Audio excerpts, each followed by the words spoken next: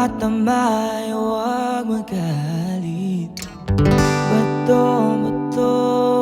ang matamanay.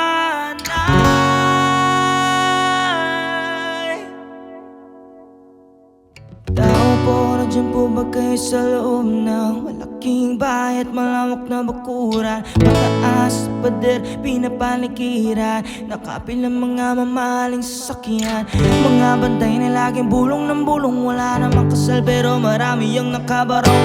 Lumakas man lang ulan ay walang buros ng bubong, mga plato at kutsara na di ka na lang bubong. Kanin na simputi na gatas na nasa kahon, kahit na hindi pasko sa lamesa.